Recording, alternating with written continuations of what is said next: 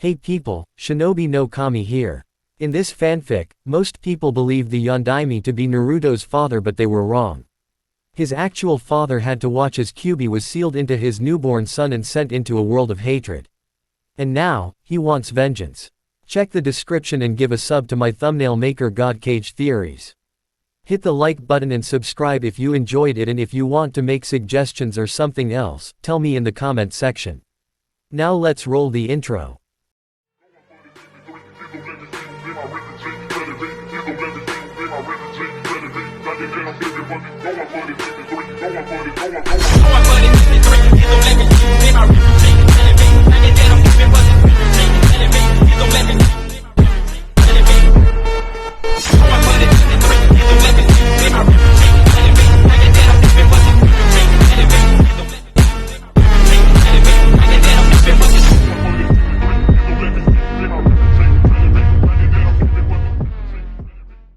Chapter 6, The Power of the Mangekyo Sharingan.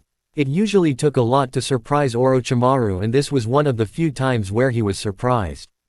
Uchiha Itachi and Uchiha had joined the group. That wasn't possible. The Uchiha clan often kept a close eye on its members. Granted, they never did anything like the Hyuga clan would, such as putting a cursed seal on their members, but very rarely did a Uchiha with the Sharingan leave his clan. This was interesting, and he then remembered what it was Kabuto had told him. There was talk of how one of their members had been killed, as if he had killed himself. But then came evidence, and it was pointing at Itachi as the one who had killed him. It didn't make any sense for Orochimaru. He had seen the boy and he had his Sharingan eyes. Usually a traitor to the clan would have his Sharingan extracted from him so that he wouldn't be able to use it anymore. Yet Itachi had his and appeared to be fine. Something was up here, and he was determined to find out what. Telling Sasori that he would meet back up with him in a couple days, Orochimaru headed towards the Akatsuki hideout, wanting to figure out the mystery of Itachi. At Konoha. Hold still, Naruto, I can't get this cleaned and disinfected if you keep on struggling, said Kabuto Yakushi as he was tending to the blonde boy. Naruto had gotten a cut on his arm practicing with a kunai, and Kabuto had been trying to get it cleaned. Naruto had met Kabuto about a month ago after he had rescued the boy from a mob that had chased after him. At first the boy was suspicious of him, thinking he was going to trick him since he had never met the medic boy before, but Kabuto had done no such thing. Flashback. Who are you? Asked the 7-year-old blonde boy to the silver-haired teenager in front of him. He had been running from another mob, and it appeared that he wouldn't get away when he was suddenly grabbed and pulled into an alleyway. The person who had grabbed him put a finger to his lips, mentioning to keep quiet as they stayed hidden. Soon the crowd, unable to find the boy, left in disappointment, and the two appeared out of the alleyway. Well, that was close. Are you all right? The figure asked him. The boy backed away and looked up at him. Don't worry, I'm not going to harm you, he said, holding up his hands indicating he was friendly. Who are you? Naruto asked him again. I'm Kabuto, I'm a leaf nin, I've been watching you, Naruto. And when I saw you being chased towards here by those fools, I decided that enough was enough and decided to spoil their fun. You're not going to hurt me. Not unless you want me to. Come on, let's get out of here. Back to normal. Naruto had found another person who didn't pick on him or treat him badly. At first he was suspicious that he was being tricked by him, but Kabuto had done nothing that would indicate that he would. He seemed to actually like him and gave him some help when he needed it at the academy. Enko didn't appear to like him though, and mistrusted him, thinking he was up to something or that he was just using Naruto. Kabuto had given Naruto some training, teaching him about the body and where exactly he should strike out.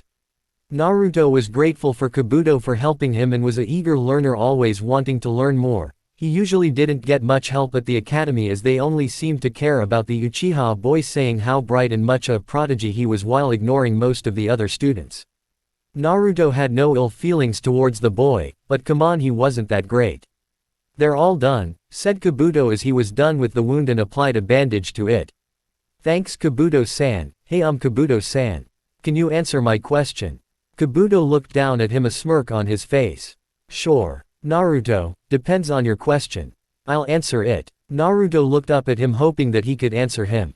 Do you know anything about my parents? I've been wanting to know about them, yet I can't find anything about them. I was hoping you would know something about them. Kabuto mused over that unexpected question and knew he probably had to answer carefully. It wouldn't do him much good if he told Naruto the truth about his mother and father, how his father was one of the most feared ninjas of all time, so he had to tell him something that would settle the boy. I don't know much about them, but your mother was a kunoichi from the village once known as Whirlpool. She was a fiery character. She could intimidate even the most staunch of men and would often have men tremble thinking of her not only as an enemy, but as a potential mate. You've gotten your eye color from her. She died when she gave birth to you. I'm sorry you had to learn that just now. Naruto looked saddened at that and for a moment wished he didn't ask him about his parents. What about my dad? Kabuto continued on. Your father was once a powerful and highly ranked leaf nin of Konoha. He was one of the most feared men ever, yet he was capable of showing good inside him to those he cared about. He was a genius, a brilliant ninja who was once considered for the spot of Hokage. Yet his views were misguided at times and he made bad decisions until he met your mother. Where is he? Kabuto stayed quiet and didn't answer. Kabuto-san. He disappeared the day you were born. No one knows what happened to him. Not one person of Konoha has ever seen him ever since then. That is all I know of your parents. Naruto stared down at the ground, regretting that he asked about his parents. He kinda wished he hadn't had done that, cause even though he wanted to know about his parents he was hoping it wouldn't be like that. He absent-mindedly wiped a tear away that was going down his face. He then felt a comforting hand placed on his shoulder. Hey, it's all right, they're proud of you by the fact that you're alive and living and would be upset if they saw their son crying. By growing and becoming a ninja you would honor them. Comforted Kabuto gently to the boy. Naruto, seeing that he was right, dried his eyes and his face hardened in determination. At a megacure, Orochimaru headed through the entrance gates undetected as he made his way through the village as quick as he could. A couple of days had passed since the first extractment and he was hoping he would find the person he was looking for. He found the person standing over a bridge, his face blank. Hearing his footsteps he turned and for the first time, Orochimaru and Itachi meet face to face. So, you are the newest member of Akatsuki. That I am, and like you I am a missing nin from Leaf. Perhaps, but that is where our similarities end. Tell me, Itachi, is it? How were you able to leave Konoha with your Sharingan eyes intact? Frankly, I'm impressed with the fact that you are even here. What task did you take so you could join? Itachi remained quiet. It was simple, all I did was wipe out the entire Uchiha clan. Orochimaru's eyes widened at that and he figured him to be bluffing. Impossible, no one, certainly not a boy who's barely over 15 could wipe out the most powerful clan in Konoha. Itachi shrugged. Suit yourself, but I did it. I killed them all, even my own parents. The only one I left alive was my little brother, though if he wasn't at the academy when I did it, I probably would have killed him as well. They are all dead. Orochimaru snarled. How could you possibly kill all of them without no one knowing it? Not even I, Ace Sanin, could possibly do such a thing. With a new trick I have learned. Now if you excuse me I have to go. The leader wants me to fetch a terrorist from Iwa. He believes he'll be of use to Akatsuki. He went to walk past him when Orochimaru grasped him by the shoulder when he passed him. Hold on a minute, I have one last question for you. I'm sure you know that we seek the tailed beasts. Which one is it that you are assigned to get? Itachi turned his head to look at him and responded. Why, the one that's inside your son, of course. That startled Orochimaru and the grip he had on his shoulder loosened. What are you talking about? I have no son. Oh. Then who is the father of Uzumaki Naruto? It is not the former Hokage Namikaze Minato like the Sandaime told everyone else. I know who his true father is and I'm sure he would look like you if he didn't have that genjutsu on him. Orochimaru growled and began to lose his temper as Itachi went on. You impregnated the Uzumaki woman, did you not? Was you going to use the child as a weapon for your own means? You were known for your experiments and most expected that you would use your own son to do so. I'm surprised that I found you here. Did you leave Konoha because you hated your son as well for having the Kyuubi? Some father you are. I wonder what will happen when you two meet when I bring him in. It'll be the first and last time you'd meet, cause he'll die when the Kyuubi is extracted from him. Enough, shouted Orochimaru in rage as he threw him. Itachi did a flip in the air and landed on his feet. A scowl formed on Orochimaru's features as he glared at him. I did not leave Konoha because I hated my son. Far from it, I love my son and was forced to witness as that damn fox was sealed inside him when he was just born. I joined this miserable group because I knew I could be able to get him and take him away from there and be able to raise him. I will not let you, Akatsuki, or anyone else harm him." Itachi stood there impassively. "Very well, I shall have to kill you then, traitor." Orochimaru charged him and struck him across the face. Itachi went to hit him but he blocked the attack. He then made hand symbols and blew Itachi away with a powerful gust of wind. Itachi regained his footing on the bridge and made hand symbols of his own. He sent a great fireball right at Orochimaru. Although it was bigger and moved slower than the usual fireball did, Orochimaru could tell it was much more powerful. He leapt out of the as it struck the bridge they were fighting on and destroyed part of it. He was then unexpectedly struck from behind and knocked down. He picked himself up and saw Itachi make a clone of himself.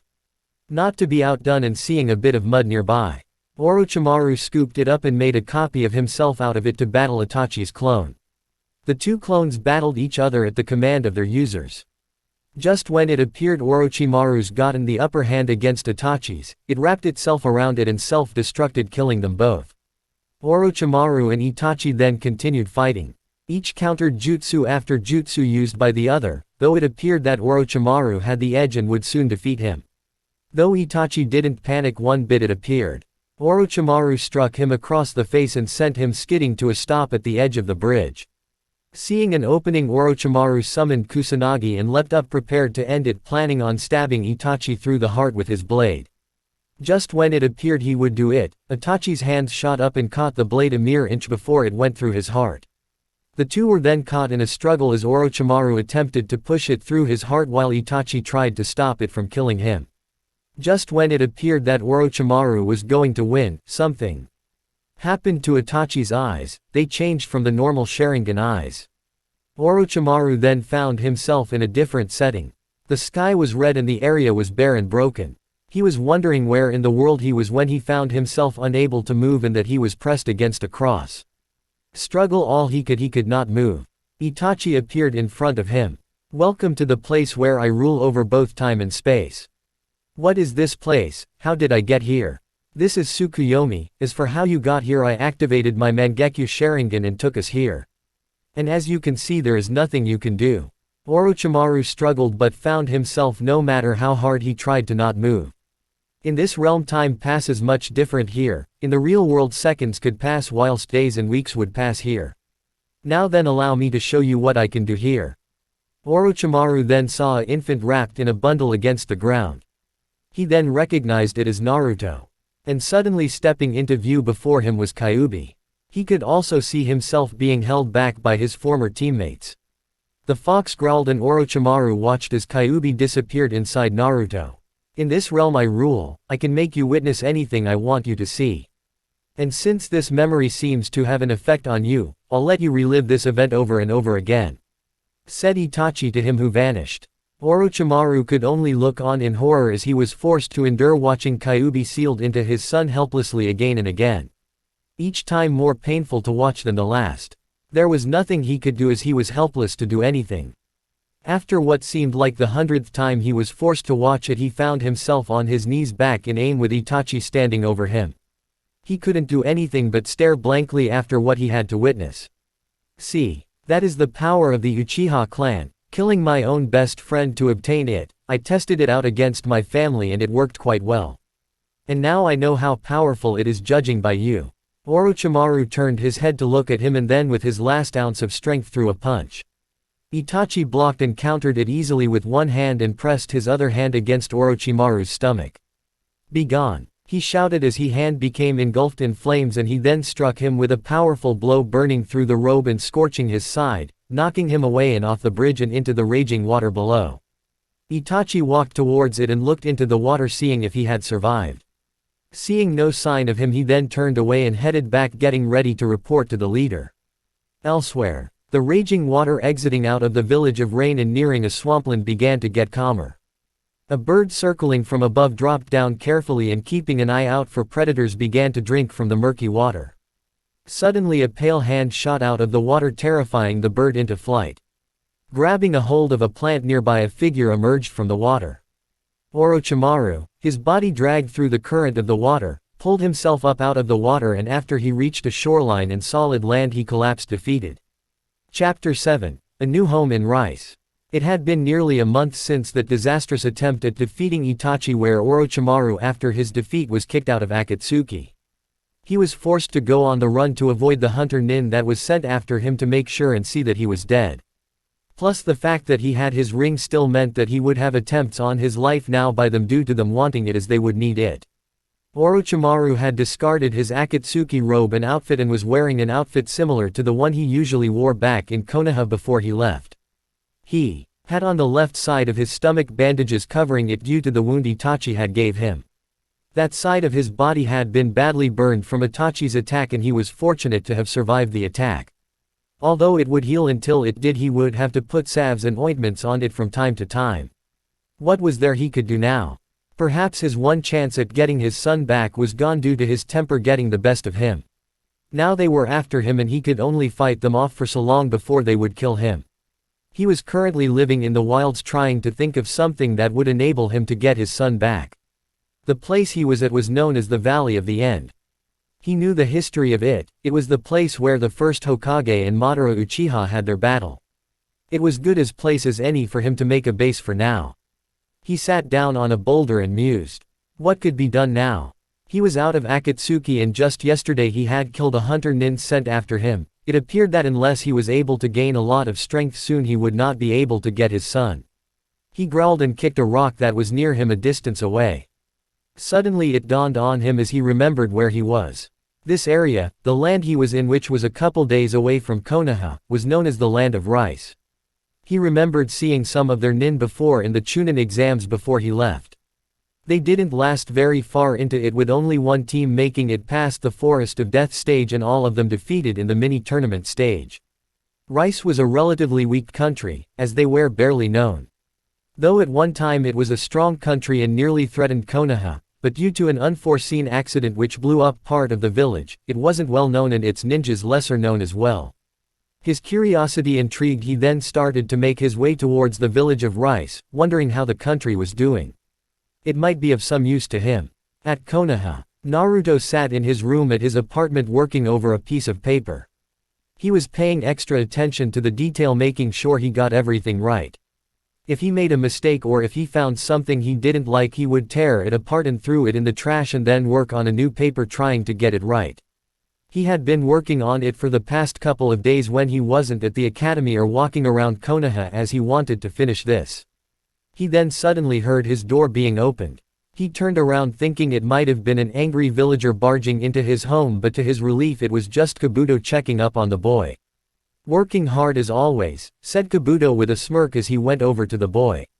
Hi Kabuto-san, what are you doing here? Asked Naruto to him as he went back to his work.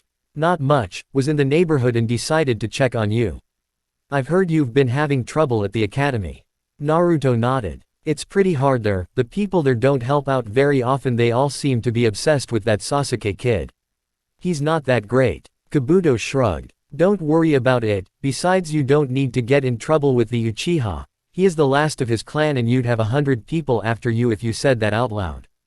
Naruto nodded. I know, it's just that everyone thinks that I'm an idiot. I'm pretty smart yet they all act like they are better than me. I know a lot and I study often due to Anko-chan drilling me to not slack off, yet everyone treats me like garbage. Kabuto patted him on the shoulder. Don't worry about it, they'll regret once you've become a ninja and show everyone how smart you really are. What are you working on anyway? Naruto grinned and showed him what he was doing. Kabuto couldn't help but smirk at it. It was a drawing that Naruto had done. He had used crayons to draw 3 people. They were rather crudely drawn as the boy was no artist but put a lot of work into it. The 3 people, a male, a female, and a child who looked like Naruto. The female had red hair and blue eyes and had an arm on the boy. And the male had long black hair and yellow eyes, and the 3 were holding hands and each of them seemed happy. Kabuto had to stop himself from laughing at the picture. Who are they, Naruto? They're my parents. You told me about my parents, so I decided to draw them. I think this is what they would look like. Kabuto looked at the picture and grinned. He couldn't imagine the boy's father looking as happy as he did in the picture, but it was a fun image to have. He wondered what he would have thought of this picture drawn of him by his son. Well, I'm going to go now, Naruto, take care. Kabuto began to leave the room, heading towards the door. On the way out he noticed Naruto get up and head to the bathroom. Seeing his chance he headed back towards the desk. Carefully picking up the picture he folded it in half and hid it inside his clothing. He then left the building before Naruto got out, taking the picture with him. At the village of Rice. Orochimaru looked over the village as he walked through it. It was not what he was expecting, most of the buildings were in sad shape. The people here, even the few ninjas that was around, had a dejected air around them as if they didn't care anymore. He didn't have any trouble getting in and the guards didn't even bother questioning him. Walking around he looked over the people who stared back at him. Most of them were malnourished and poorly fed. It seemed as if their clothes barely hung onto them, most of them were so thin. There were few stores and most of the stocks were ill-supplied. Apparently Rice had had a bad year in crops. Looking at their wares he noticed that most of what they had was just rice, as it was all most people could afford. Those who were ninjas seemed to be better off, but not by much. They were better fed and more nourished, yet they seemed to have no hope around them. Suddenly something brushed against him. He saw a young girl with orange hair run past him and in her hands was a bag that contained his money. He chased after the girl who attempted to hide into an alleyway, but he managed to get a hold of her before she could away. "Let me go." She struggled in his grasp, but a smack across her ear told her to quit struggling. "You have something that belongs to me," he said sternly to her. The girl looked up at his golden eyes and slowly held out the pouch of money she had taken from him. He took it from her and made sure that she didn't take anything. Holding onto her he stared into her eyes. "If you wanted some of my money you could have asked."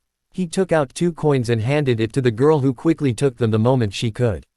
"What is your name, girl?" he asked her. The girl looked up at him and didn't answer. "Sasama," shouted a voice. Orochimaru turned his head and saw a young man run towards them. He stopped in front of them and got into a fighting stance. "Let my cousin go this instant, or I will be forced to use force," he threatened him with a snarl. Orochimaru noticed that he wore what looked like some sort of necklace around his neck. Orochimaru let the girl go, who went and ran behind him. "I did nothing to the child, tell me, who are you? I've just gotten here and I'm curious as to who the inhabitants of the place is." The man stayed in his stance but was more relaxed. "My name is Arashi, head of the Fuma clan. What business do you have here?" Orochimaru shrugged. "I have none really, I just entered here. Then I have no choice but to take you to our ruler. All new people have to report to Lord Koi. I'll go there on my own time, I have no intention of meeting the ruler of this place. If he finds you here he'll have his men bring you in via force. He does not take kindly to strangers which he knows nothing about, but you seem to be a rich man, I suppose he'll like you." Orochimaru stared at the man who seemed reluctant to follow this Koi's orders. "Tell me, Arashi isn't it, why are you here? This village is one step away from collapsing, why are you here?" Arashi looked at him a bit surprised that he had asked him that, and it unnerved him a bit. "What are you talking about? Look around you, the people here haven't had a good meal in days and most of them are sick and will soon die, why do you bother staying here? If you were the head of a clan you could convince them to leave this place and seek a better life elsewhere." Arashi-san, don't listen to him, he's probably one of those old man's spies, if you tell him he'll probably have you executed," shouted the girl. "Quiet, Sasama, tell me, sir, why are you asking me that? Not once has anyone cared about my clan." Orochimaru shrugged his shoulders. "I don't really care about it, I'm just curious. I remember seeing ninjas from this land at the Chunin exams years ago, but I never have seen any of them ever again. If I remember, they were defeated rather easily and barely made it past the forest of death." Arashi's eyes narrowed. "It appears that you know nothing of Raya's plight, I shall tell you. Our current ruler Koi, who took command 10 years ago, is a greedy self-serving fool who only cares for money and himself. If you looked at his palace you would see how well furnished it is, and that those who have his favor also live well, whilst the rest of us are barely able to get by. My father, who once ruled, was murdered before my eyes. Sasama's parents were killed as well for resisting his rule. The proud Fuma clan has been reduced to a mere figurehead. His men take whatever they want and kill those who resist them. Our people are dying due to his overspending, and with the bad crop I fear we may not last the next couple of years. He cares nothing for us. Orochimaru looked at him. It was a sad tale, no wonder most of the village was dejected and didn't care anymore. But Arashi, you said that one day soon you'll challenge him and try to win back the village. If you don't, we'll never restore our clan to its former glory," exclaimed Sasama. Arashi mentioned for her to be quiet, not wanting anyone to overhear. "So, you wish to free Rice from him, do you not? I think I can help you." Arashi looked at him a bit surprised. "What? Why would you help us? You know nothing of us, you'd risk everything just to aid us." Orochimaru shrugged as if it didn't matter. Apparently this man did not know who he was. "I'm stronger than I look, and I'm more than capable of holding my own in a fight. You said you can get me in there to tell him, right? Well, that will be his downfall. Get me in and I'll be able to do the rest." Arashi looked at him a bit unsure but looked at his cousin and nodded. "Very well, I'll get you in there. I hope you can help us." Leaving Sasama behind, the two made their way to Koi's palace. It was a grand place, much different than the rest of the village. It was well designed and had tapestries and the like. Apparently Koi was living the grand life while the rest of the village suffered under his rule. This disgusted Arashi, which Orochimaru noticed. The two received a couple stares of suspicion from the guards, but other than that they had no problems getting to the main throne room, which was well lit. Sitting on top of a throne with cushions and with guards each holding naganatas was an old man in his 60s. He had white hair and had a cruel look in his gray eyes. At his side were two scantily dressed females who seemed to be ashamed to be there in such ridiculous outfits. The old man sneered and looked at the approaching men. "Who is this man, you worthless maggot?" Koi asked Arashi. "Answer me. Tell me who he is." Arashi scowled at him disgustedly, his hatred clearly written in his eyes. Koi saw that and clenched his hand into a fist. Arashi clutched his throat in anguish as the necklace tightened around him, choking the air out of him. He fell to his knees in pain, clutching his neck. "That's enough," shouted Orochimaru. Koi scowled and released his hold on Arashi and glared at him. "I have a proposition for you, Koi-sama. Something that I believe will be of great benefit to you," he said with a bow. Koi smirked. "What is it that you offer me?" Orochimaru looked at him. "Tell me, do you know that your people are dying and most will die if you don't change your ways?" Koi waved his hand. "I do not care about them, they are my subjects and I shall rule over them as I please. If they die, then so the better." Orochimaru then smirked. "No wonder your people love their most gracious ruler for the fact that they must starve to death whilst you live a glorious life." Koi scowled at him. "Quiet your tongue before I have it removed," he said as his guards gripped their weapons. "Be done with your business and be gone before I turn you into a slave like that maggot over there," he warned him, mentioning to Arashi. If Orochimaru was intimidated, he didn't show it. "You're no ruler, you're just scum who is all bark and has his men to the biting for him." Koi was now furious. "Enough of you. Kill him," he ordered his men, who lowered their weapons and charged him.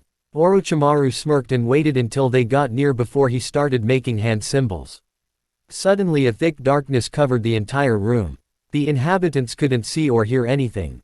Koi called for a light, yet none came. Suddenly the sound of a weapon being drawn and the sound of terrified screaming was heard.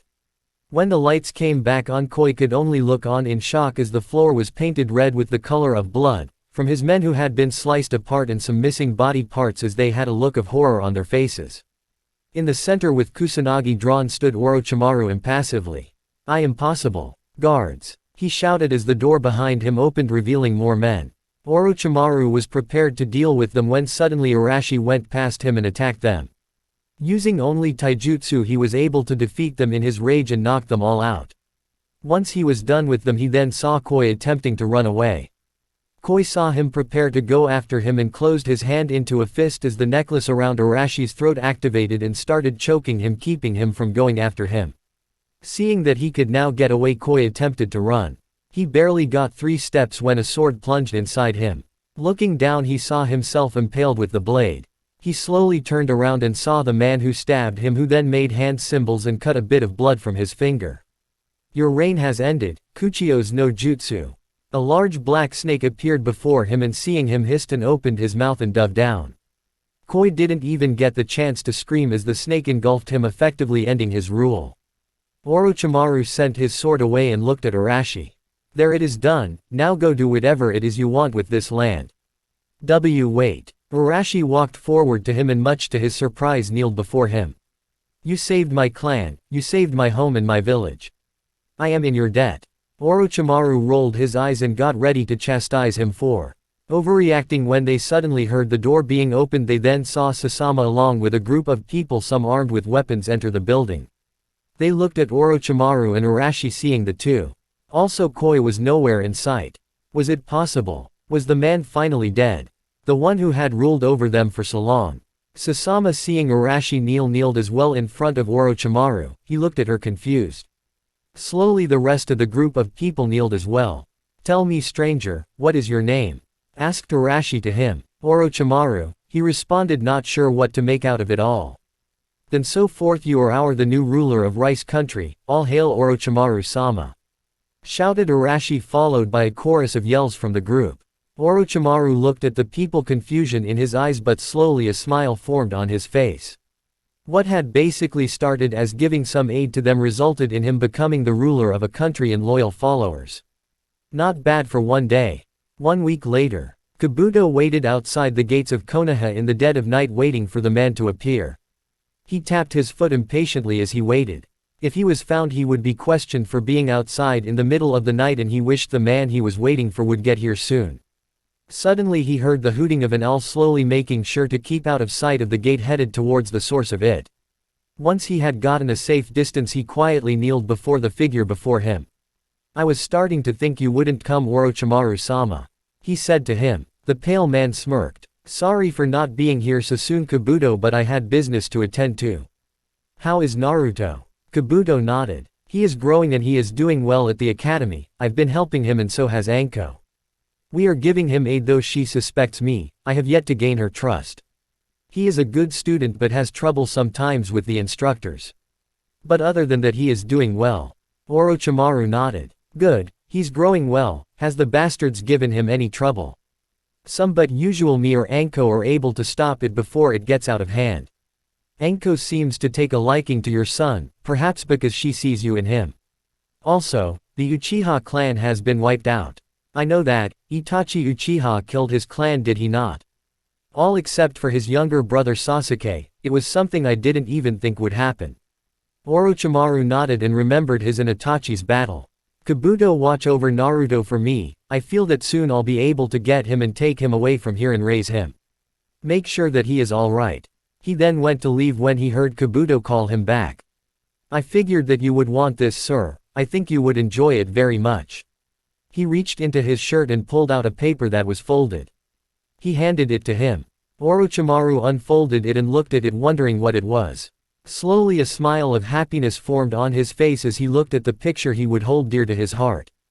Carefully folding it back up, he placed it inside his pocket and left Konoha, preparing to head back to his home, which he now ruled. Inside his pocket was the picture drawn by Naruto of him, Kushina, and their son. Chapter 8. 8 Recruit's 8th birthday. When he was first made ruler of Rice, Orochimaru was unprepared for what he had to do. He had an entire country looking at him with hope that he would lead them to a better life than the one they previously had under the now deceased Koi. At first he was unsure of what to do and how he would be able to do what the people were hoping of him. Fortunately, Arashi and the Fuma clan was able to help him out. He had to admit that without their help, he probably wouldn't know what to do. The Fuma clan was full of hope now that they no longer served under Koi, as they believed he would help them restore the glory they once had. First thing that he did was get rid of all the expensive items that Koi had. He was never one for riches, preferring it to be plain, as that was his style, as he had little use for material gains. He stopped the overspending budget that Rice had for useless items and instead focused on their crops so that they would yield a better profit. He also had the academy, which before was in shambles, fixed up and assigned instructors there. He was determined to fix Rice back, and he knew that the way would not be easy. Plus he believed that a new name would be needed for the country, and so when he met with the clan leaders and leaders of the village, he proposed changing the country's name to a more suitable one for a ninja village. Since we are not part of Konoha or any country, I believe soon that'll we'll have to make ourselves known to the rest of the world. I propose changing the name of the country. He said to them at a meeting one day. Why should we change our country's name? The land of Rice has been the name of it for centuries. Asked Arashi to him. Most of the other leaders nodded as well. Orochimaru smirked and did a couple of hand symbols. Suddenly a great ringing noise was heard and the members clutched their ears in pain. The sound seemed to be vibrate off of the walls and windows shattered due to the force of it. Only Orochimaru was not affected by it as he smirked and then the sound stopped. Several of the members looked at him as if he was crazy, wondering what he was doing. That is how our village shall be known as, our enemies will be unable to discover how we strike, for instead of using elemental jutsus we shall use jutsus that affect our adversary's body without them being able to discover what is causing it, for the slightest noise could kill a person without them knowing it. Every village has one thing that separates them from the others. Most people would believe rice is just a part of Konoha as we don't have anything that separates us from them. But we shall become known as a village that doesn't rely on the elements like mist or cloud. We shall harness the ability to make even the quietest sound turn into the loudest force. By using it our ninjas will be able to defeat those who are unable to tell how they are being attacked. So you are saying that we don't use elemental jutsus, that we instead focus on sonic-based jutsus that affect people without having to strike them? Asked one of the men. Correct, a ninja that is disoriented and unable to concentrate cannot fight and can be defeated without any trouble. A ninja who is fully aware and knows what to expect from his opponent will be a troublesome foe to deal with. We shall instead keep our enemies off guard and unable to penetrate how they are being attacked. That is why we shall change our name. No longer are we the land of rice fields, we shall instead have a new name, one that will let our enemies know that we are not to be taken lightly. And what name is that, sir? Asked Arashi to him, curious. Orochimaru grinned and produced a Hittite that had a melody note on it. He then strapped it on across his forehead. From now on we are ZODIVK, the hidden village of sound. The group roared in approval of it, seeing that he was right. They needed a change, to shake off the image they once had and be recognized as a village not to be taken lightly anymore. Orochimaru smirked, seeing how enthusiastic they were. Just give them the hope of being strong and they'll follow you. They would be of use of getting Naruto back. But he needed more followers. Although he had a village now, he needed those who would have undying loyalty to him. And so he left the newly renamed village, telling them that he'd be gone looking for those who would be of use, and started to look for followers. He found his first one in a small town. It was a young boy running from two people. The boy had a bag of bread under one arm that he had apparently stolen, which was why he was being chased by the two men. The boy cut corners and took routes trying to avoid the two men who relentlessly chased after him. The boy made a turn but discovered that it led to a dead end. He attempted to turn around and head the other way but found the two men waiting for him as there was nowhere for him to go. The two men charged him and the boy let out a scream of fear as they pummeled him. After they had beaten him, leaving him nearly unconscious, they told him he could keep the bread as it had gotten dirt on it and was as worthless as he was. Once they had left, the boy struggled to get up and crawled his way to the bag of bread. He then took it and devoured it hungrily, not caring that it tasted bad. To him, being an orphan meant food was food and you ate it no matter how it tasted. After it ate the bread, he stared up and his eyes were filled with rage and determination. Orochimaru, watching him, saw in him strength and potential. You could be strong, boy. The boy heard a voice and turned around. Seeing nothing, he turned back and then saw a man in front of him, startling him. I see much fire in your eyes, boy. I like it. If you come with me, I shall teach you how to control that fire and use it so that no one will ever do harm to you again. The choice is yours. He then started walking away, leaving the child behind. He had gotten a distance away from when he heard the sound of running feet as the boy followed him. Zaku Abumi joined sound. Along the way he stopped at a village in Fire Country. He saw a young orphan girl with long black hair that had a purple ribbon being chased by someone yelling at her to give them back their wallet. Intrigued by this, Orochimaru followed them. The girl made her way into an alleyway and he saw her throw something into the wall. Suddenly a copy of her appeared and went the other way. He also heard a light ringing noise coming from them. The man chased after the copy, unaware of the real girl getting far away with his money. The girl, seeing that she had gotten a safe distance, opened the wallet and took the money that was in it. Interesting trick. Hearing a voice, she turned around and threw what appeared to be a needle. She saw the pale man who appeared catch the needle easily and twirl it in his fingers. He looked over it and saw that a bell was attached to it. He gently tapped his finger against it, making it ring. He then looked at the girl, who watched him carefully. So, you know how to use a genjutsu at your age. That's pretty impressive. The girl got up, prepared to run. Don't worry, child, I won't harm you. Your trick is neat, but I saw you having problems with it. I can change your lifestyle that you have, your skills are ones that the ninja of sound could use. Come with me, child, and woe be for those who hear your bells toll. The two then heard some people walking by. The girl saw a woman and her daughter walk past, and it seemed like they had just been to a spa. This made the girl frown, seeing how they were clean while she was dirty. Seeing that her life had nothing to offer her, she eagerly joined him. Kintsuchi joined sound. Orochimaru then came upon a young boy in mist who was wearing bandages to cover his face for some reason. He saw him looking at his reflection at a pond. The boy didn't see him and was reaching up towards the bandages. He slowly unraveled them, and Orochimaru saw why he hid his face. Scars lined the boy's face and he was blind. In one eye, half of his face was badly scarred, and the boy seemed sad as he looked at his reflection in the water. Orochimaru slowly walked forward. Scars hurt, don't they? He asked him. The boy turned around and quickly went to cover his face, but Orochimaru held out his hand, stopping him. He then looked at the boy, who seemed ashamed of what he had. I can help you, child. I can restore your face and remove those scars that cover your face.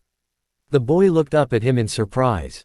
All I ask is that you come with me and join my village, ZODIVK. Prove yourself worthy to me and I shall have your face healed. The boy placed the bandages back over his face, and after using a kunai that he had made, a cut across his hand and swore an oath of blood. Dosu Kinyu to join sound. Orochimaru then by sheer accident stumbled upon a boy being beaten up by some other kids that were older than him. He first thought nothing of it until he saw the large boy starting to beat up the other kids despite the fact he was outnumbered. He had great strength for his age and he was able to beat up the ones that had attacked him. Sneering, the boy began to leave, done with the fight, in his hands some rotten food. Your strength is impressive, young one. The boy turned and seeing another potential opponent got into a makeshift stance preparing to fight, but he calmly held out his hand indicating he didn't want to fight. But it is uncontrollable. Your strength is only as good as long as you know how to control it. The boy scowled and charged him and threw a punch. To his surprise, the man caught it and threw him away. See, if you had used that type of strength against those other ones you would have lost. Your strength is like a wild bull, powerful but not controlled. The boy sneered but knew that he was right. I can help you control your strength, so that you'll be able to use it when you want it, not whenever it feels like helping you. The boy looked at him. Although he was strong, his strength left him at times and he had often gotten beaten up and unable to defend himself when it left him. There'll be food, and a place for you to sleep without fear of being attacked. The boy's eyes lit up at the mention of food.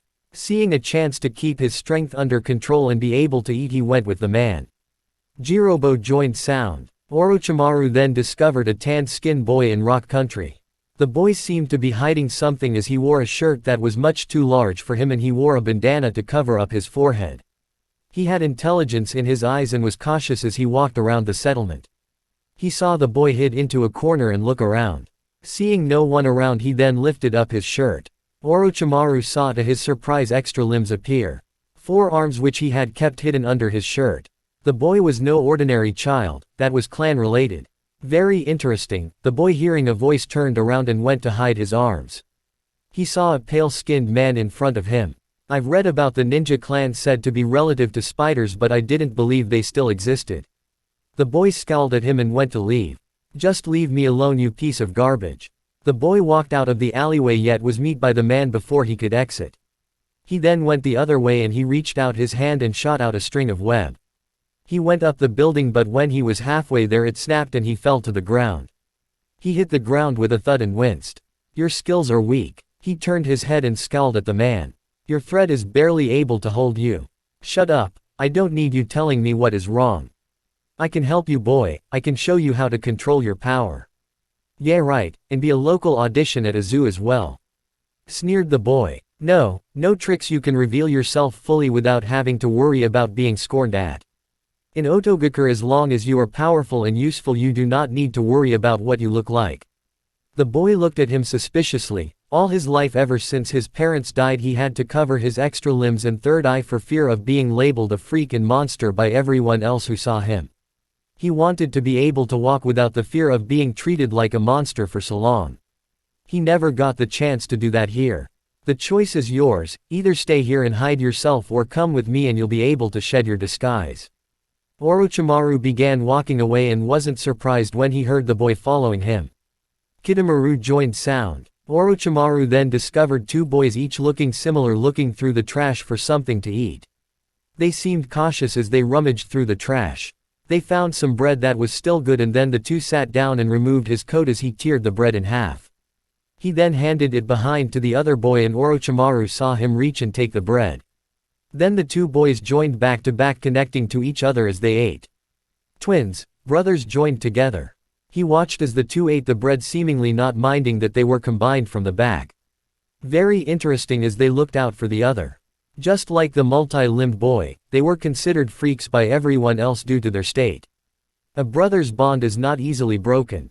The two heard a voice and one threw his jacket over the one attached to his back and stared at the man who just spoken. Quite interesting techniques you two have, you are two people yet you live as one. Don't you dare say anything about my brother, shouted the one in front of him holding up his fists. Orochimaru found that to be amusing and smirked. I'm not here to harm you or your brother, I just found it interesting that you two live like that. The boy looked at him and back at his brother. It's none of your business, jerk, it's not our fault we have to live like this and listen to everyone else call names. Why must you live like that then, child? The boy scowled at him. My brother's weak and gets tired easily, everyone makes fun of him cause he isn't as strong as I am, we have to be like this so he can be able to do stuff.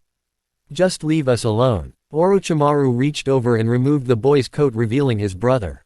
I can fix that for you, I can help make your brother strong so he'll be able to do stuff. And I can train you so that you become stronger as well. I can make it so you two no longer have to live like one person. Instead live like two brothers instead of forced to be one person. The boy looked back at his brother.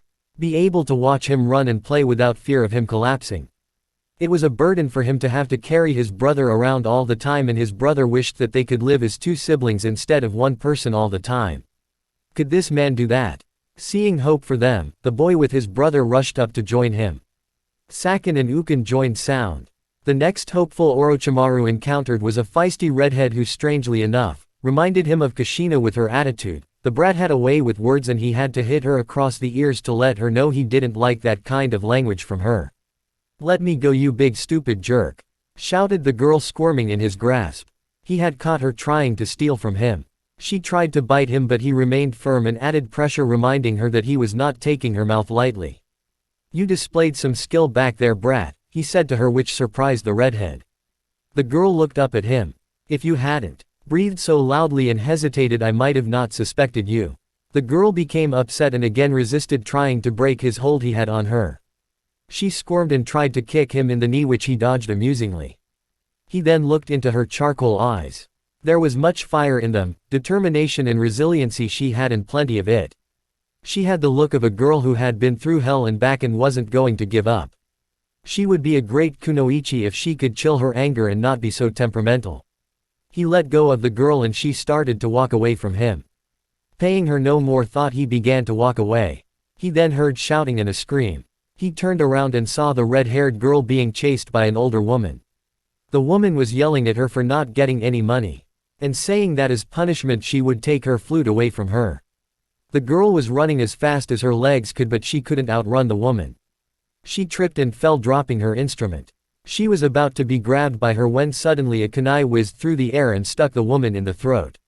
She collapsed dead and the redhead looked up and saw that he had thrown the kunai. He reached down and picked up the flute which had some dirt on it. He dusted it off and handed it back to the girl who quickly took it. She then went to run but he stopped her. I believe I've just saved your life. The girl shook loose of him. Thanks, I guess. You're indebted to me young girl, and I want you to pay off your debt by coming with me. The girl backed away defensively. Don't worry I'm not going to harm you, I can help you girl, you deserve better than the life you have. I can make you great, a feared and respected kunoichi of ZODIVK. Let me take you away from here and you'll be able to unlock your potential. The girl looked at him shocked. No one had ever given her a chance like the one the man was offering before her now. For all her life she had been told she was useless and would never amount to anything and now she was being given a chance. It sounded almost too good to be true. So will you come with me child? The girl nodded her head and went to leave with him. Yuya joined sound. Orochimaru believed himself to be done with recruiting new ninjas. But during one final trip he discovered a young boy. He had white hair and green eyes, and 2 red dots on his forehead. The boy seemed lost and confused as if he had no clue as to what he was doing. Something about the boy told Orochimaru that he was powerful and would make a great asset to Sound. It wasn't until he got 2 feet near him did the boy realize that he was there. The boy stared up into his golden eyes, but he didn't show fear, instead only confusion. "Who are you?" the boy asked him. "I am Orochimaru. Who are you, child?" Kimimaro Kage. That made Orochimaru's eyes widen in surprise. A Kage. But that clan was wiped out a year ago. They were a fearsome warlike clan that only cared for fighting. They had tried to for unknown reasons, yet probably just to satisfy their lust of battle, to kill the hidden village of Mist. But they were supposedly wiped out to a man. And looking at the child he found it hard to believe. Most Kages were savage, yet the boy looked like he couldn't harm a flower if his life depended on it. The boy looked up at him with longing. "Are you my master?" Orochimaru raised an eyebrow at that. "No, I'm not. What gave you that idea?" "It's just that I've always had to follow somebody so that I can have a reason to live." "Reason?" "Hi, my family kept me locked up and only let me out when they were at war. I left when the rest of my clan was killed. They only used me because I could do this." A bone stuck out of the boy's arm, which Orochimaru took an interest in. "How are you able to do that, Kimimaro?" The boy shrugged. "It's something I've been able to do since I was 6, I'm able to use my bones to make weapons."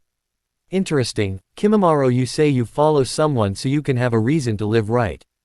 The boy nodded. "Well, come with me, your skills will be useful, I can give you a reason to live by my side as one of my ninjas." The boy's eyes gleamed at that. For the past year he had wondered, confused, unsure what to do, as he had no one to serve. He could barely think straight as he was so confused, as he had lived most of his life serving others. "Hi, Orochimaru-sama." And Kimimaro Kage joined Sound. It had taken him a couple of months to find able recruits, but Orochimaru was pleased. They all showed potential and determination. They would be useful later once they had training and would be able to help him get Naruto. Thinking of Naruto, he frowned. Naruto's birthday was soon and the boy would be 8 years old, and odds were the villagers would be extra mean to him due to the anniversary of the Kyuubi. He decided then that he needed to give Naruto something to protect himself. He had never gotten him anything before, and he doubted Naruto never received anything from those bastards except insults and beatings. Leaving the room that had the village leaders, he made his way to his chambers and found a scroll that contained a jutsu. He then remembered that it was the first jutsu he had learned as a child as well. What a coincidence that he would give it to his son. The next day he told them that he would be leaving for a few days and that he would be back soon. Telling them that he expected them not to try anything while he was gone. He then made his way to Konoha, intent on giving his son his gift. At the outskirts of Konoha, Naruto sighed and laid back on the patch of grass he was on. Getting a piece, he then began chewing on it absent-mindedly as he stared up into the clouds. He looked back at Konoha and could tell that they would soon begin the festival they had yearly, and ironically what was supposed to be a time of happiness and people having a good time often meant for him getting chased and beaten up. It was his birthday, and he had begun to dread this day. For most kids, their birthday was a time of excitement and getting gifts from their families. For Naruto, it meant having to be on guard more often and hoping that he wouldn't be seen by anyone. He noticed that as the days went by closer to his birthday, they would attack him more often. Even if he was doing nothing, they would try to harm him and they would call him names more often. He had tried everything he could to avoid them. Making makeshift traps to slow them down, using disguises, fitting into areas that they couldn't, though he often had to look out for kunai and shuriken when he did it, or just plain staying out of sight.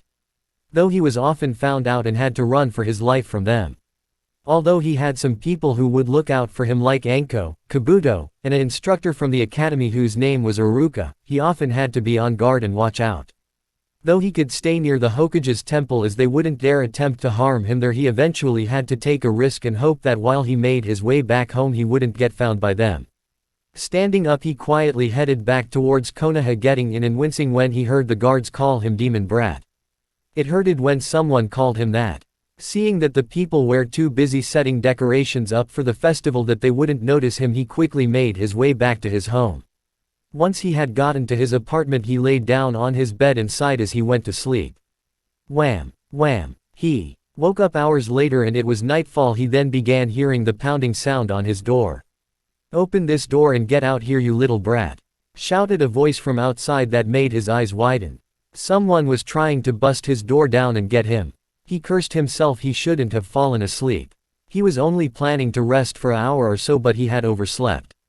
He quickly got off the bed and went to the window and opened it. But before he could get out, the door was knocked open and a group of men entered. They saw him and went to grab him. They tossed him against the wall and knocked him down as they beat down upon him. One of them was keeping a watch for anyone coming and they gagged him so he couldn't scream for help as they beat down upon him. Kicking, punching and even using a whip against him, they attacked him mercilessly. They were drunk and the alcohol had apparently taken them, causing them to act like they were. Naruto tried to fight them off, but it was no use as they held him down so they could beat him down. He cried out in pain, feeling their blows rain down upon their body. He saw one of them take out a knife and his eyes widened in horror. They were really planning on killing him. And it looked like there was no Anbu or anyone to save him this time. He winced and closed his eyes as the blade neared his throat and hoped death wouldn't hurt too much. But the blade never came. Instead it got taken up in the air and tossed aside. And with it the hand that had it. The group of men looked surprised to see a gray-cloaked figure with a mask covering his face among their midst wielding a sword. And he didn't appear to be too happy as he attacked them. The thugs, either made brave by the alcohol they consumed or just plain stupid, attempted to fight him off. He easily blocked and countered their attacks and struck hard and ruthlessly at them, full of fury at them. He showed no mercy as he killed two of them and tossed their bodies out the window. With fear in their eyes, the survivors quickly ran, no longer interested in fighting. The man chased after them but immediately stopped once he reached the doorway and heard crying. He turned and saw the blonde-haired boy crying on the floor. Forgetting all about the men, he quickly got down on the floor and took the child in his arms. The boy, thinking he was going to harm him, struggled, but he was held tightly by the man. The man whispered words of comfort to him, telling him that it was all right and that he was here as he ran his fingers through the boy's hair. The boy sobbed in his arms, pressing his head against his chest as tears flowed down his face. The man then heard the sound of footsteps and could tell that they were Anbu and they would be here soon. Knowing that he couldn't be seen here, he picked the boy up and the two exited the room out the window before anyone could see them. Later on, the two were in an alleyway watching as Anbu took custody of the men who attacked Naruto. They were making crazy tales of how he had become a monster and killed and ate two of their comrades. It was enough to make the man roll his eyes in disgust. He looked over at the boy who had his head lowered. He then began to leave but was stopped by Naruto, who grabbed the back of his cloak. He turned around and he felt the boy wrap his arms around him. "Please don't go, I don't want to be alone anymore," he said as he held onto him. The man reached up and gently patted the boy's head as he wrapped an arm around him. "You have to be strong, Naruto." The boy looked up at him, confused that he knew his name. "You have to be strong, for your father." The boy looked at him, trying to peer past his mask that he wore. The only thing he could see was a pair of golden eyes that had emotion in them. "Your father will never leave you, Naruto. Even though he may not always by your side, he'll always watch over you in here." He pointed at the boy's heart. "One day, your father will come and take you away from these maggots that have harmed you. He'll come back for you. He's given me his word and he has always kept it. But for now you must be strong and live." He wiped away the tears that were going down Naruto's face. "Take this, it contains a jutsu that your father wants you to have as a birthday present." He handed Naruto a scroll which the boy took and looked at. "Your father will come one day soon. It may take time for him, but he'll come and save you from this village and crush them for their crimes against you." He then took Naruto's hand in his own and slowly backed away into the shadows. Naruto attempted to run after him, but when he got there he was gone. He lowered his head holding the scroll that contained the jutsu as he was once again alone. But he had a little bit of hope in him now that he knew that his father was alive. Chapter 9. Naruto's Genin Days. 12-year-old Naruto Uzumaki sat in a tree overlooking Konoha. It had been 4 years since that incident with that strange man who saved him when he was being attacked from those thugs. He recalled the events that had happened, how he was attacked and nearly killed. He feared that he was going to die. But then that man appeared and saved him, killing two of them and driving the rest of them off. He then comforted him, telling him that everything was going to be alright. He was then told by him of his father. The man said that his father was alive, that he was watching over him, and that one day he would return and get him and take him away from Konoha. The man left him with a gift, a scroll that contained a jutsu given to him by his father. The boy had learned the move and had used it to protect himself, but only when it was necessary as he didn't want to draw attention to himself. He had talked to Anko about what had happened and she had wanted to kill the rest of those that had attacked them or at the very least beat them to a pulp, but he hadn't told her about the man who saved him or the jutsu as he didn't want her going around asking people. Though he had been questioned by Anbu if he had in fact killed the men like the thugs said, he didn't know how to answer it. Though help came from Kabuto, who said that he was the one who saved Naruto on his 8th birthday from them. Naruto didn't know what to say, shocked that Kabuto had done that. Kabuto was stripped of his rank due to that he killed people, for a time, but he didn't seem to mind telling Naruto that it was worth it saving him. Though Naruto didn't know how to repay him as he cost him a chance at becoming Chunin for something he didn't do, as he knew it wasn't Kabuto who had done it. Ever since that day he had been waiting and hoping for his father to return. When he heard that his father was alive, he was filled with hope over the fact that one of his parents was alive and that they would come for him. So he had continued at the academy, working on his skills and his grades. He wasn't the smartest student there, but he was pretty smart as he surprised some people with his determination, though most of them ignored him except for Iruka, who was pleased with his development. He had finally passed the genin test, able to perform that blasted clone jutsu, and would soon be put on a team. Leaping down from the tree he was on, he dusted off his orange jumpsuit uniform. Yes, he'll wear that outfit in the beginning, but later on he'll change his outfit, and started walking around Konoha. He heard some people muttering how it was a disgrace for all of the past great ninja for him to be accepted as one. This made him wince. He was sensitive about that, as despite what Iruka, Anko, and Kabuto told him, in most people's eyes he was a freak and a loser. Not even graduating from the academy seemed to change their views on him. Nothing he would ever do would be enough for them, it seemed like. Naruto sat on a bench and sighed and thought of his father. He wondered what kind of man he was. Why did he leave him behind? Kabuto never told him, and at first he started to hate him for thinking he abandoned him like everyone else did. But when he was told by that man that his father cared for him, he started to change his outlook on him. And then there was that time when he was just a baby, that a black-haired man appeared and took him in his arms and held him. Naruto couldn't remember anything else about him but felt something familiar about him. Except for his black hair, he couldn't remember anything else except the man seemed to care for him. Suddenly Naruto felt a hand grasp his shoulder. He looked up and stared straight into the eyes of one of the instructors at the academy, Mizuki. The man had a smile on his face which Naruto did not know what he was playing at. The man was Iruka's childhood friend, but Naruto never felt anything but bad intentions from the man, and he wasn't very nice either. "So you've finally managed to pass the test, eh?" he asked him with a smirk. Naruto slowly nodded. He had heard the man utter remarks to Iruka about him caring for him, but the man seemed to be different. "It's a pity that no one else really gives a damn about you besides my friend." Naruto lowered his head at that but heard the man chuckle and pat him on the back. "Cheer up, kid, I can help you out on your problem." Naruto looked up at him a bit surprised that he was offering help. "There's a scroll that contains a jutsu that you can use that can help you control your chakra, making it easier for you to use jutsus. Most graduate students use it to help them. I can lead you to it, but it's up to you to get it. Do you want my help?" Naruto looked up at him a bit excited that he was being offered help from him. "Okay, can you lead me to it?" Mizuki smirked and patted him on the back. "All right, come with me." Naruto followed him. Although he was excited, there was something in the back of his head telling him that something wasn't right about this. Mizuki led him to the area where the scroll was at and told Naruto all he had to do was get it. The way wasn't easy though, as traps activated at times and Naruto nearly dodged them, but finally he was able to get the scroll. He beamed with pride and looked at Mizuki, who smirked at him. Carefully making his way back, he smiled when he made it across successfully. "Good job, you did better than I thought, boy. Now then, give me the scroll."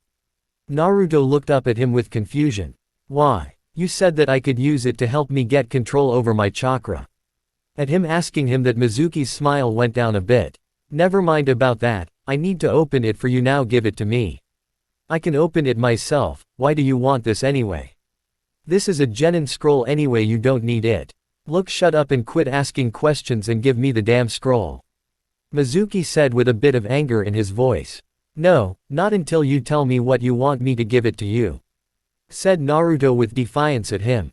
Mizuki scowled at him and then suddenly lashed out and punched him.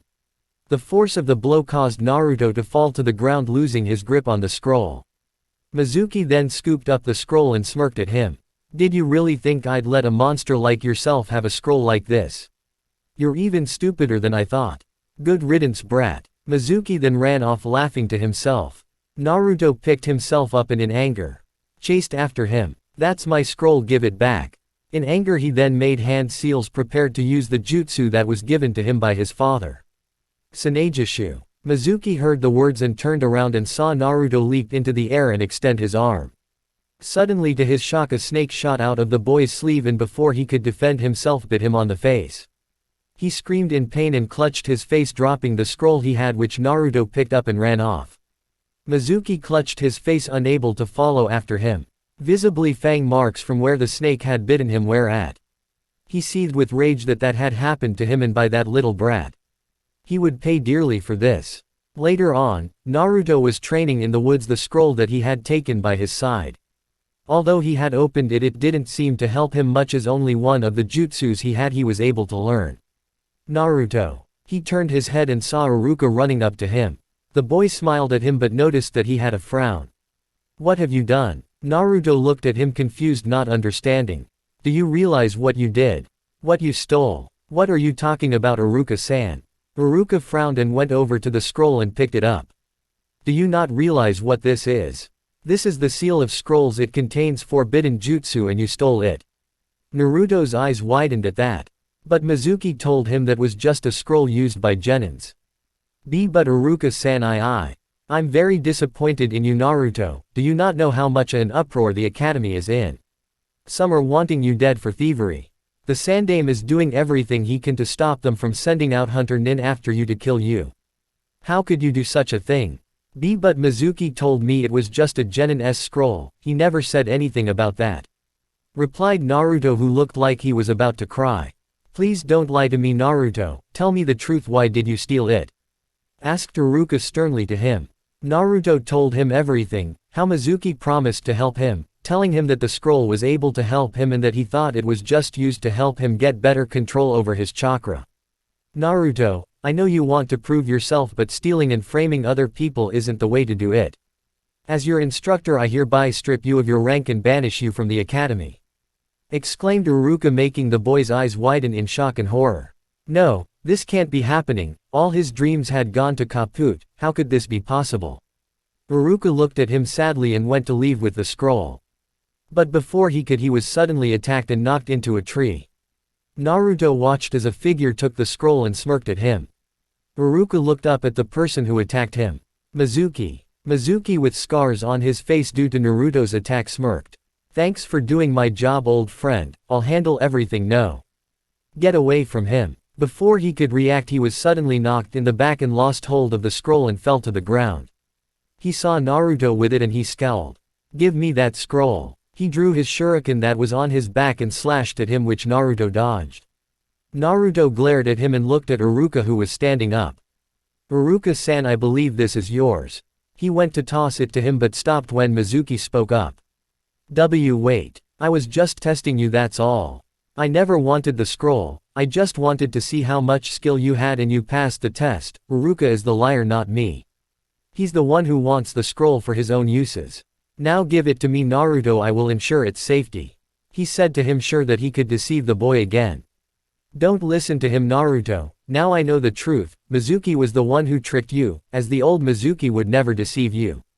Nor would he attack his friends, said Iruka, standing up. Naruto looked at them both, his eyes darting to each of them. He then raised the scroll and prepared to toss it to Mizuki.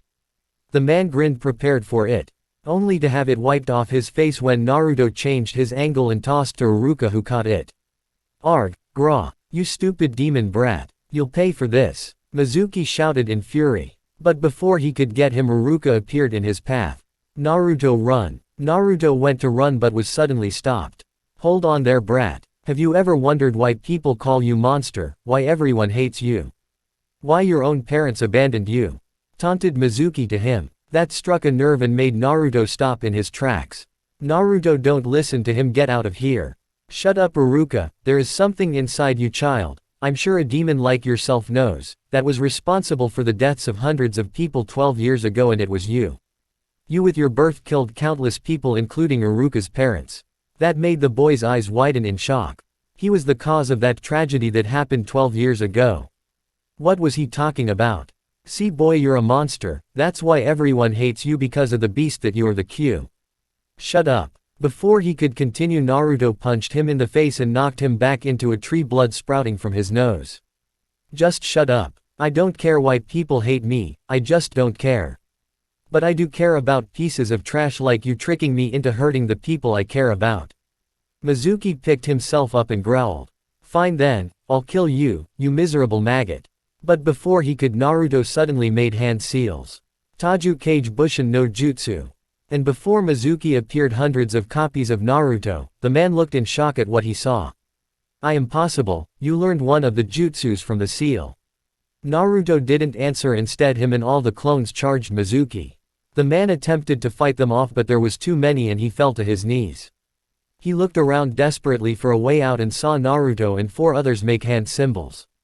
Sanejishu. Snakes appeared out of their sleeves and bit down on Mizuki. The man let out a cry of pain before he collapsed defeated. Naruto dispelled the clones and looked at Iruka. I guess I should give you this as well. He took off his Hitai-8 and gave it to Iruka. He then started to walk away. Wait a minute Naruto. Iruka stopped him and much to his surprise strapped it back across his forehead. Although you were stripped of your rank due to stealing the scroll, by remaining truthfully you have removed the ban that was on you. And due to you mastering a clone jutsu you have passed the genin exam, thus you are once again a genin. Congratulations Naruto, he said to him with a grin. A smile appeared on Naruto's face as he wrapped the man in a hug. Iruka smirked and ran his fingers through the boy's hair. Now come on, let's get Mizuki taken to the authorities and tell the truth to everyone, they'll understand. Naruto nodded as they binded the man and left. Though as they left, Naruto thought he saw out of the corner of his eye someone disappear out of the woods. It was the proudest week of Naruto's life that he had been made a genin. Iruka told everyone what had really happened and that Mizuki was the one to blame for what had happened. This shocked most people as most of them believed Naruto had stolen the scroll. Enko was proud of him as well, that she even let him have a day off from his training that she made him do. The Kunoichi was pleased with the way he had proven himself, as she didn't believe it herself that he had stolen the scroll. She had to be refrained from paying Mizuki a friendly visit, but she made sure to get back at him sometime. Soon Naruto was back at the academy along with the other maid genins, and they would be put in teams. He eagerly awaited to see who he would be teamed up with. He found his partners and sensei to be a bit disappointing. When Naruto learned who his teammates would be, at first he was excited. It wasn't often you'd be paired with the top male student and the top female student as well. He thought it'd be cool to be teamed with them. How wrong he was, he found himself kinda wishing he hadn't been put with them. Why, you ask? Let's examine, shall we? First there was Sakura Haruno, a pink-haired green-eyed girl who was the smartest in the class, and truth be told Naruto had a little bit of a crush on her. But he found out quickly when he unwisely hit on her that she was psycho. Well, she wasn't, but if she got ticked off she would clobber the hell out of you. He quickly learned the hard way that she didn't seem to like him very well, as she was one of his teammates' multiple fangirls. But we'll get to him later. Although Sakura was smart, she was weak, and she never was focused on her training. More than once he had wanted to tell her off for focusing on their teammate instead of training, asking him to go out with her, but being rejected again and again.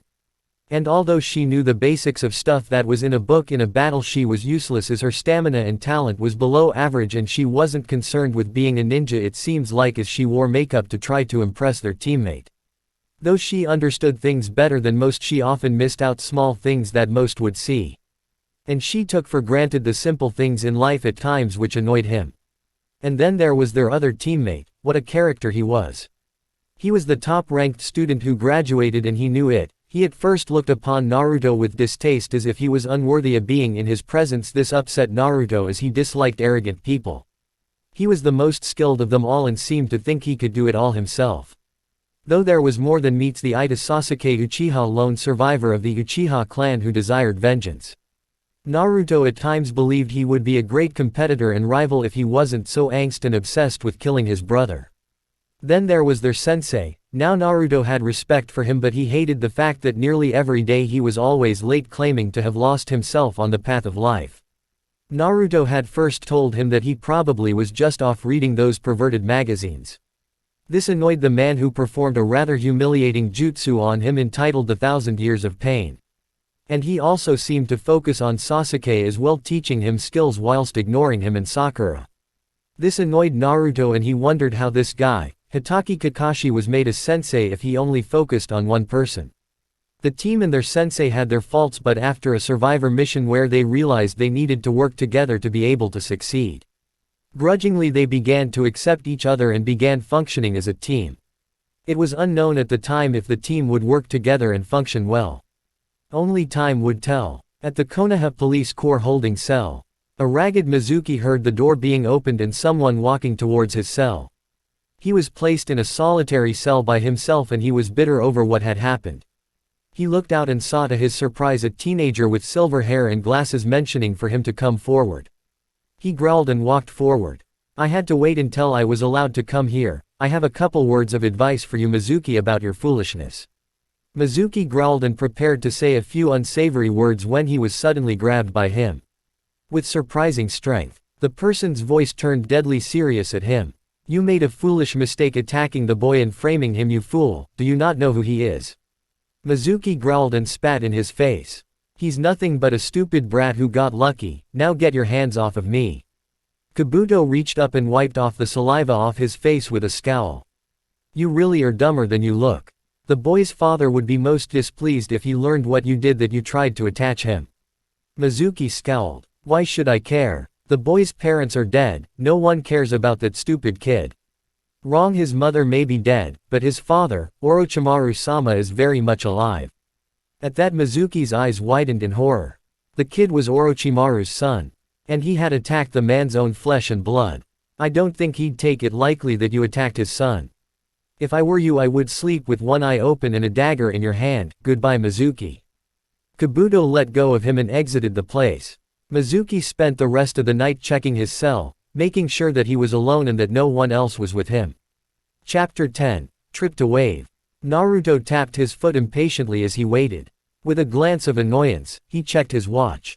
Where is he? Would it kill him to be on time for once? He muttered to himself. Once again their sensei was late, though it was no surprise that he was. He glanced over at his teammates and saw the girl once again trying to get the boy she liked to go on a date with him. "Come on, please. It'll be fun. You and me on a date?"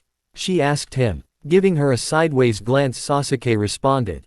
"No, quit bothering me," he said, and continued stretching, warming up for their training. "Come on, Sasuke-kun. Quit being such a downer." Naruto rolled his eyes at the scene and called out to her. "Hey, Sakura." The girl turned around, a frown on her face. "What do you want, Naruto baka?" Naruto asked for her to come closer, and she with a bit of annoyance did so. "You ever think that Sasuke isn't attracted to girls who fawn over him? Why don't you try doing something besides obsess over him to get his attention?" Sakura's frown got bigger at that. "Think about it, you rarely train, and when you do train it's not very long. Do you ever think you're going about trying to attract him the wrong way? Instead of wearing that makeup junk and focusing on your looks, you should instead work on developing your chakra and your stamina. You get tired easily and you barely know any abilities. Don't expect us to always be there to save your behind when it's in trouble. If you actually made an effort to train and improve yourself, maybe Sasuke wouldn't look at you with annoyance. Plus, in my opinion, you look cuter without that makeup." An angry blush covered Sakura's face. "I don't need advice from a baka like you, Naruto. You have your way of training and I have my way. And besides, Sasuke likes me, he's just shy and a loner." Naruto shook his head. There was no helping some people. "Ah, good morning all of you." The three turned and saw their sensei appear and walk forward to them. "Sorry I'm late, but I got lost on the road of life again, Kakashi-sensei?" asked Naruto with a smirk, expecting it. Kakashi stopped at that and looked at him. He almost thought about swatting him upside the head for his smart mouth, but stopped. "If you think so. If you're done talking, can we start now, Kakashi?" asked Sasuke, eager to begin. Naruto already knew what was gonna happen. Kakashi would take Sasuke and he would train him whilst he would give Sakura and Naruto some pointers, but aside from that he would leave them to do whatever they could in training. Funny how he noted that teamwork was the most important part of a team. Yet only seemed to focus on one person. Naruto began training by himself, throwing shurikens and kunai at a practice dummy, working on his aim. He looked and saw Kakashi teaching Sasuke a jutsu and winced. He was envious of Sasuke getting all the attention from both Kakashi and Sakura. He was skilled as well, yet they never gave him a moment of notice. He continued working on his skills. Afterwards they were dismissed and done with training. Naruto walked through the town kicking cans as he headed towards his home, a bit dejected over the fact that he wasn't getting much help from Sasuke. "Hello Naruto," said a voice. Naruto turned his head and smiled when he saw Kabuto walking towards him. That made him smile as Kabuto was always friendly to him and helped him out. "Hey Kabuto-san, good to see you." "It's good to see you as well, done training." "Yeah, if you can call it that." "What do you mean?" asked Kabuto with a frown. "It's just that I feel like sensei isn't helping me. He's always focused on Sasuke. Sure, he's helped me out sometimes and taught me some stuff, but other than that, he only works with Sasuke. Sasuke is good, I'll give him that, but he's not that good. It annoys me, that's all," explained Naruto to him. Sounds to me like your teacher is just lazy. I don't see why he isn't helping you. You've shown skill and I can tell you will be a great ninja. But, I think I can teach you a jutsu that'll be useful." "Really? That'll be cool, plus it'll get me one up on Sasuke." Kabuto patted him on the back and smirked and led him to his home. It was a simple place but was more in the upper part of Konoha. To Naruto it seemed like a great house. It was filled with medical books and jargon that Naruto couldn't understand at times, but apparently very detailed about the human body. Kabuto opened a drawer and pulled out a scroll. He then gave it to Naruto. "I believe this jutsu will be useful to you. You have to get in close to use it though. You must be in touching distance for it to work, otherwise it won't work." "Thanks Kabuto." Naruto then noticed some cards nearby. "Hey, what are these?" Kabuto smirked and picked them up. "These are data cards. They contain information of all the ninjas I've encountered. They are useful as I know what their strengths and weaknesses are. You can have a couple if you want." Naruto nodded and took a couple. "Hey Kabuto, I've been meaning to ask you, how come you haven't become a Chunin yet? You're pretty strong and I figured you'd be it by now." Kabuto shrugged. "The exam is very difficult, plus you have rely on your teammates as well, and sometimes no matter what you do to prepare yourself you encounter something you didn't expect. But I plan on becoming Chunin soon." "Alright then, later Kabuto." The boy left with the scroll in hand. Kabuto smiled as he watched him leave. He sure had grown since he first met him, and he seemed a mixture of his mother and father as well. His mother seemed to have the dominate traits in him for now, but deep inside was his father. At the Sandame's office, Sarutobi was at his office working on papers when he heard someone come in. He raised his head up and smirked when he saw Anko in. "Ah Anko, how good it is to see you again." "Hello sir, I thought I dropped by and give you my report." "Very well, how is Naruto?" "He's good, he's a fine kid and growing up quite well. Though I still wanna pay Mizuki a visit for tricking and framing him." "Yes, I have watched the boy and we have met. He's a fine lad and would probably make Kushina proud of him." "Yeah, I suppose she would be proud of the little brat, but there's something about one of his friends that I don't like." "Oh, yeah, what do you know of Kabuto Yakushi?" "I've met him a couple of times and though he's friendly to Naruto and seems to care for him, there's something suspicious about him that I don't like." Let's see." He got out a report that contained data on him.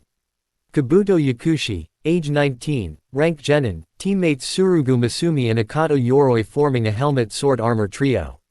He has taken the Chunin exam about 6 times though, but has failed every time, closest getting was to the semi-finals. He is skilled in medic taught to him by his adoptive father. His background is largely unknown though due to him being found at the Battle of Kikyo Pass. Other than that not much is know about him. That's it. That's all there is to know about him. That's kinda of a letdown," muttered Anko. "Sorry Anko, that's all there is about him." "Well, enough about him. Naruto's been going on missions, right?" "Yes, but mostly D-rank missions with his team, nothing serious though." "Well, I think it's time you give him a mission that'll be serious." "Oh, yeah, You know he has plenty of talent and I think he should be given a mission that'll actually test him and his team, besides he's a ninja now, not a little kid, he can take care of himself. You are right, I suppose let's see what I have here.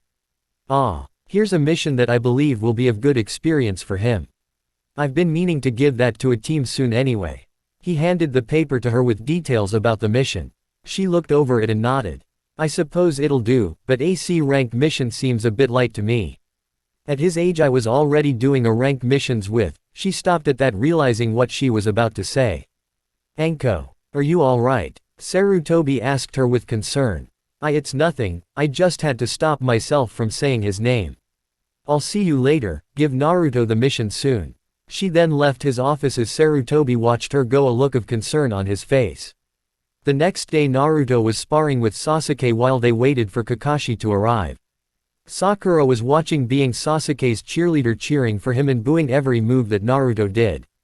Naruto dodged a side kick that Sasuke attempted and threw a punch at him. He blocked it and tossed him. Naruto landed on his feet. The two went into a flurry of punches and kicks aimed at one another that did little damage to the other. They were moving at good speed as they sparred competitive with each other. Naruto went to strike him and connected with a blow to his stomach and grinned, but he was then surprised to see that Sasuke disappeared with a log in his place. He then heard footsteps and cursed when he saw Sasuke charging out of the corner of his eye. He winced and tried to alter his body so he could not get the full blunt of the attack. But before the attack came, Kakashi appeared in the middle of the two and stopped the attack. That's enough for now, you two, besides I have an announcement for all three of you. He said to them. No fair, Sasuke-kun was just about to beat that baka. Whined Sakura as she came forward. Naruto ignored her and sent a glare at Sasuke. They said they wouldn't use any jutsus while they sparred with one another. He would have had him if Sasuke hadn't cheated and used the Kariwami. Alright you guys, we have a mission for us to do. Said Kakashi to them. What is it this time, Kakashi? Are we helping some kids build a treehouse? Asked Sasuke. The team hadn't been given any real missions, just basically D-ranked missions that anyone could do. Very funny, Sasuke, this is AC class mission and it involves a bit of risk. AC rank mission sounds cool, responded Naruto with enthusiasm. Don't get carried away, Naruto, this is our mission. We have been assigned to escort a man to the land of waves. Our mission is to protect our client, Tazuna, as we escort him there and make sure no harm comes to him from bandits. Do all of you understand our mission? The three nodded, understanding the mission. So all we have to do is make sure he gets to wave alright. Doesn't sound too hard, said Sakura. Yeah, shouldn't be too hard, even the Dobi could handle it. Replied Sasuke, who smirked as Naruto glared at him for the insult. But before he could respond, Kakashi interrupted. Alright then, let's go meet out client so we can begin. They meet the man near the gates. He was an old man nearing 60, and Naruto noticed that he seemed to be hiding something. He seemed to be eager to be going, as if it was something important he was hiding. Are you Tazuna? Asked Kakashi to him. The man nodded and confirmed himself as the one. Well, we are the team assigned to escort you to Wave. I thank you for helping me. Sorry for sounding rude, but I would like to leave immediately so we could reach my home soon. Kakashi shrugged. Sure thing, just stick close to us and you'll be alright. With that they left and began their way to Wave. Naruto tapped the man on his back. Tazuna turned and looked at him. Don't worry about a thing, we'll get you to Wave safely, no problem, so just relax. The man grinned at him. I'm glad you have plenty of confidence, but it's important that I get back to Wave. How come? You got a hot date or something? Tazuna looked at him sadly. I wish, it's nothing that concerns you though, I just hope we don't have trouble along the way there. You're worried too much, said Naruto to him. Tazuna didn't answer as they continued their way.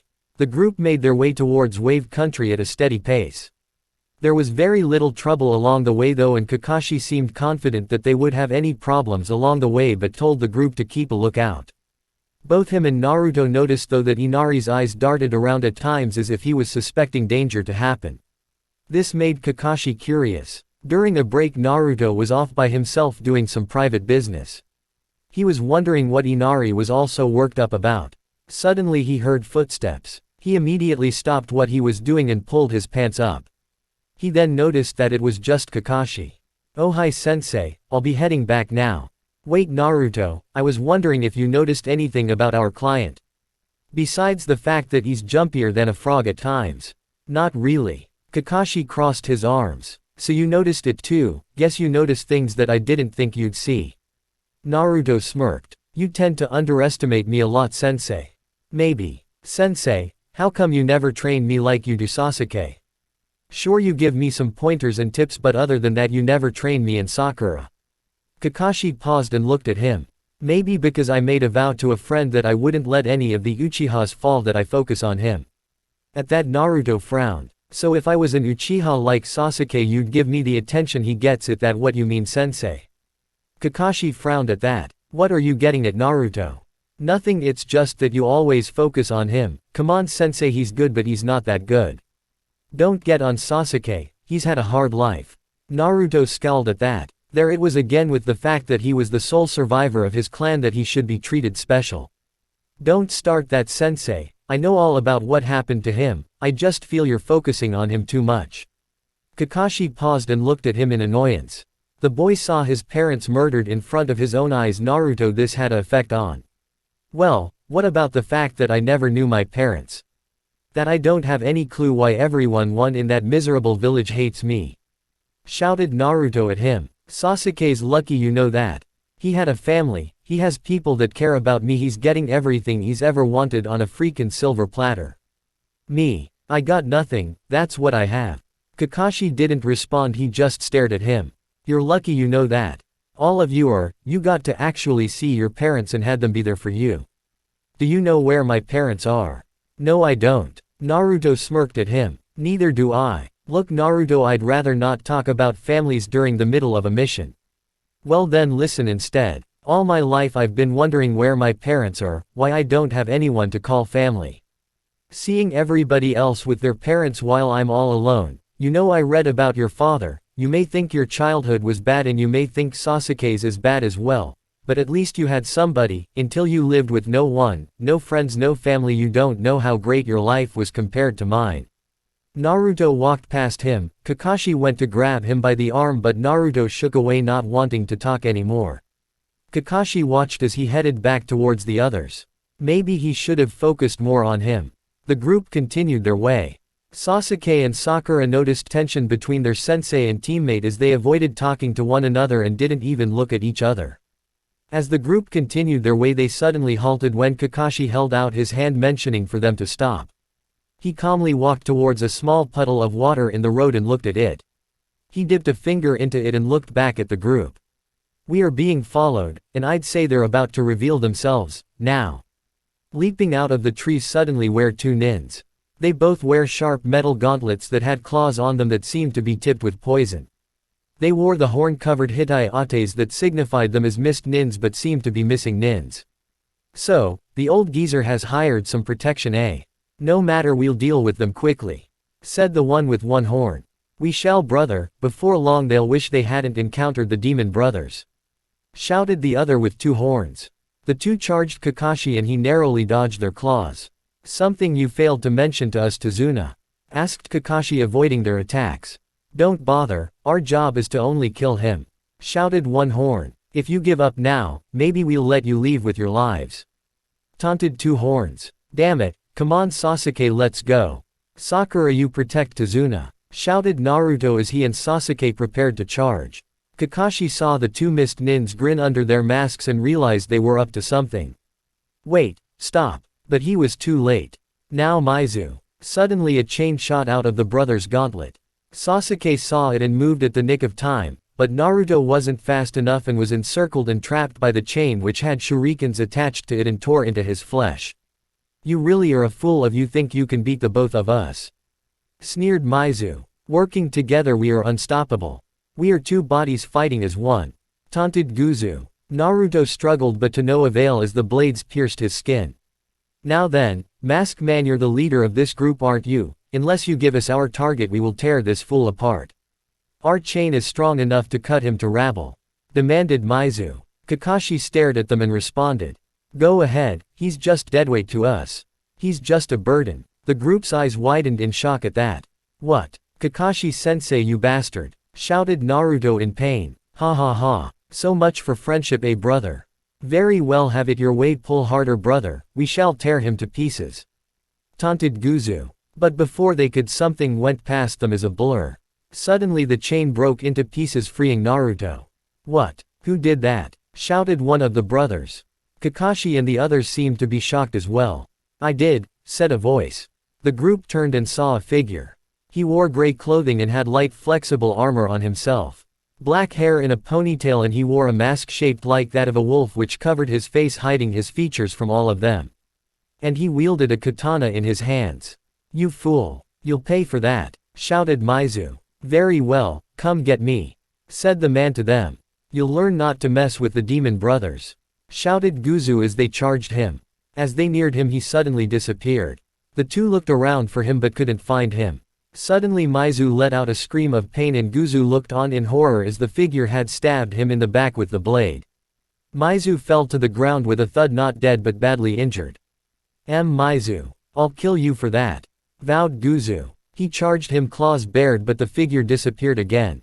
Suddenly he was struck in the face by Sasuke. Before he could react, he was knocked aside by Kakashi, hitting him in the back. He picked himself up but suddenly heard footsteps behind him. He turned and his eyes widened when he saw the blonde boy charge him, making hand symbols. Chiyu Jutsu no Jutsu. Healing strike. Naruto's hand suddenly glowed a greenish color and he grasped Guzu by the chest. Guzu's eyes widened in shock as he felt his chakra and energy being drained from him. Before he could strike, he had been drained of his strength. He fell to the ground unconscious as Naruto took his power and used it to heal himself. Seeing that the fight was done, Kakashi walked forward to the fallen Guzu and checked on him. He was still alive but drained of his energy. How did you do that, Naruto? Kabuto taught it to me. It's a jutsu that drains my enemy's power and gives it to me so I can heal. At least he's teaching me some things. Naruto then walked away. I wasn't going to let you die, Naruto. I was just waiting for the right opportune moment. He heard him call out. Naruto kept on walking towards the group. Kakashi, after binding the two brothers to a tree, saw the masked man. I believe thanks is in your order, but who are you? I am Kage, a bounty nin of stone. Bounty nin? Asked Sakura. A ninja who for a price will capture someone and bring them back alive. I take it this two are your targets? Asked Kakashi. No, I am looking for someone else. I came upon you and decided to help. The target I am looking for is AA class nin and said to be extremely dangerous. This rabble isn't that. If you are heading towards Wave, let me accompany you. I feel that my target is close by. Well, very well then, Kage. I appreciate the help, but we have problems now, especially due to information that wasn't given. Kakashi said, turning to Tazuna. The man blushed sheepishly. Tell us what you have neglected to inform us, Tazuna, ordered Kakashi. The man sighed and began telling his tale. While Tazuna told them his tale, two figures watched the affair with interest. Damn Mizu and Guzu, I knew they would screw up. Cursed one with bandages covering his mouth and a large sword strapped to his back. What do we do now, sir? Gato will be displeased if we don't kill the man, said a boy who at times was often mistaken for a girl due to his looks. Don't worry, I intend to deal with this myself. Once they enter Wave, I'll handle them personally. If you get in trouble, do you want me to come to your aid? The man smirked beneath his bandages. Not to worry, Haku, I should be able to handle them easily. The demon fools were too arrogant and careless, leading to their defeat. If they should be a problem for me, I will call for your aid, but I doubt I'll need it. Yes, Zabuza-sama, said Haku with a bow. Do not fear, Haku. I, Zabuza Momochi, demon of the mist, do not plan on losing to the likes of them.